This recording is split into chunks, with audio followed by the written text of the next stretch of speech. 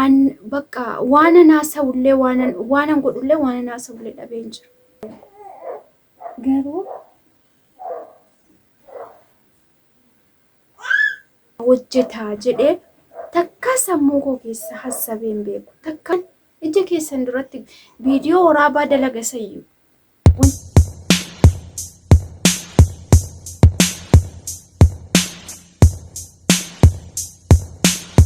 السلام عليكم ورحمة الله وبركاته. جرتو نجا كيسني جواتو جريني عافيان مال فكات اسم برا أنا يوكم أرجع جرتو أكما أرجتني ووانا غيرا الحمد لله. لبورم تنا نمايو لبورم تكي يو أفون غاريدا غارو لبوكوتي نرمو وان بقى وان نوانتي توكو تجرا al tokko waan intaan nama yaachisa.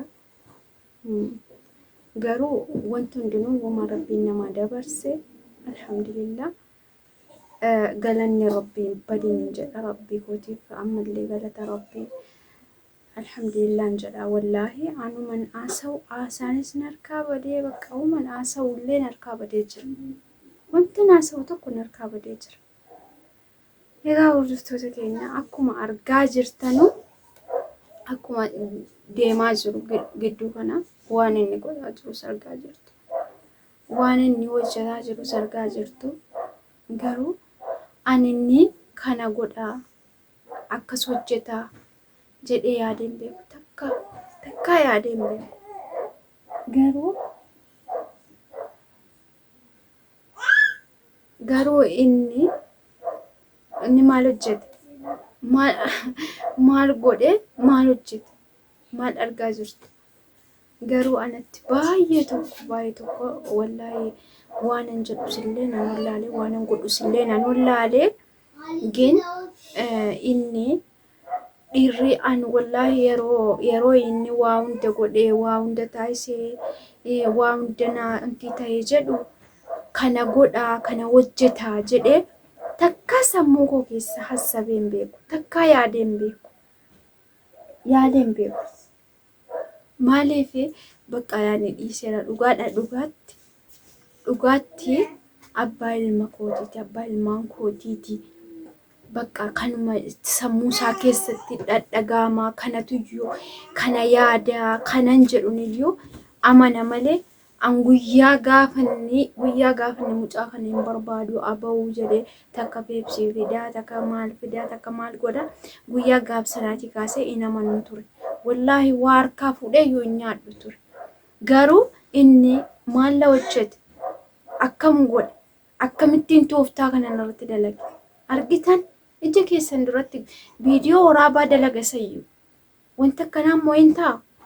An bakka waan naasawullee waan godhullee waan naasawullee dhabeen jira.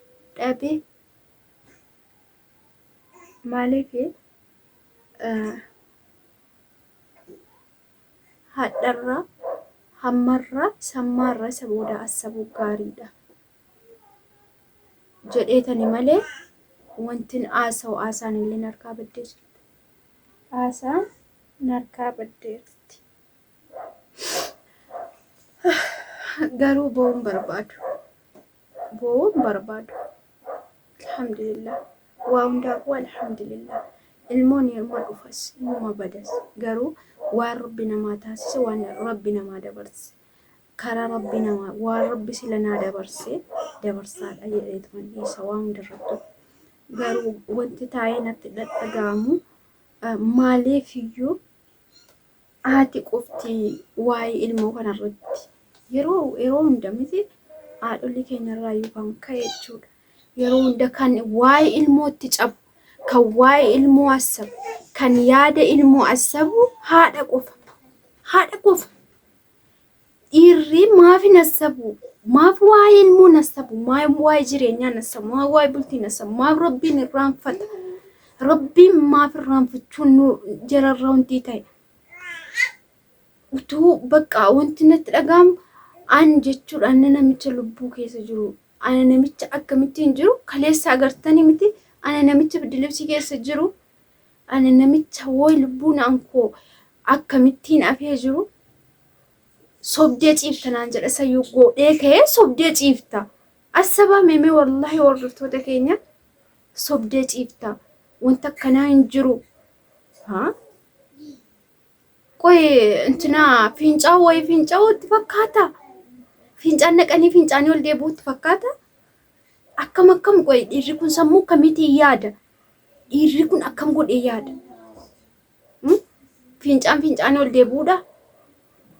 Al tokko wanti bakka wanti giraana gabba'u bakka al tokko wanti ofitti na gaabbisiisu waan baay'ee jira. Garuu immoo wanti immoo ofitti na deebisee immoo sammuu ofitti na deebisee immoo alhamdulillah yaa rabbi alhamdulillah waa hundaaf wanti na jechisiisus waan baay'ee jira. An isa badarra isa jiruufin alhamdulillah yaa rabbi isuma argate kana immoo naa guddisee man rabbiin kadhadha. Wantan godhu kana baleen jiru. Bakka an akka inni awaaji godhee asirra bahee viidiyoo dalagaa waa hundasin wallahi hordoftoota keenya dhiifama waa hundaan dhiifaman isin gaafadha. Maaliif iccitiin haadha manaaf abbaa manaa ba'uu hin qabu. Nan beeka. Argaan jiras. Yaada kan keessanis argaan jira. Garuu maalan godha? Maal gochuu hin danda'a? Utuun hin beekin godhamaa jira waan ta'eef wanta gochuu danda'u jiru. Garuu immoo waa hundarratti dhiifaman isin gaafadha.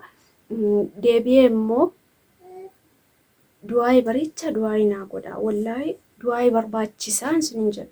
Du'aa barbaachisa.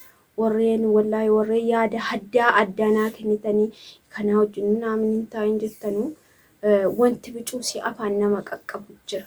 Maaliif haadha akkuma jalqaba jedhe hadha ilaaluurra isa hammaa ilaaluurra isa borii isa boodaa ilaaluu wayyaa kanan jedhu malee jireenya waa hundarratti yeroo bakka waa hundaan yeroo dubartii fidee asfaraarra yeroo mana koo keessaa yeroo mucaa baase yeroo mucaa koo baase ajjeesu yeroo duudaa ajjeesu kana hunda dhiisuun kan koo obsuun kan koo ilmaan kan koo jaamaa isin baadhee jiru isin lafaa qabu. Jaamaa isin lafaa qabu laaleetanii malee waa biraa miti. Hadhamaa inni wanti namatti dhaga'amu jaamaan baadhee jiru bora abbaa hankoo mirree jechuun mala. Akkasumas immoo argaa jirtu kanaafuu ilmoo jaamaa abbaarraa fudhanii fagaachuun hin danda'amu. Inni yoo barbaade haa ba'u, yoo barbaade haa galuu.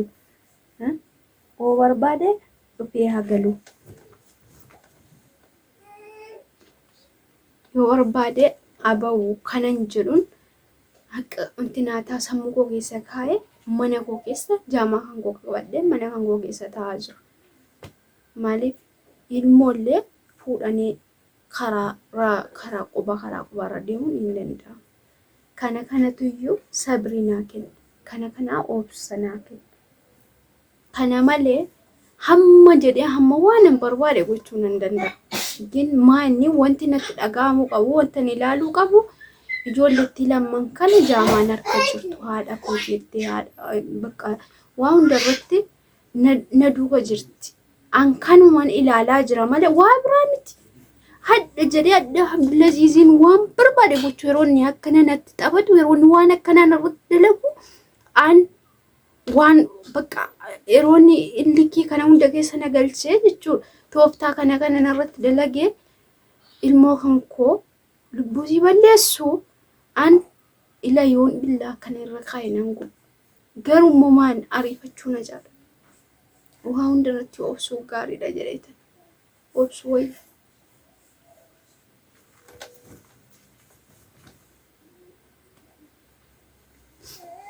Obsuu wayyaa kanaadhaan obsaan aannan goromsaa dhugaa jedhanii miti obsuu wayyaa.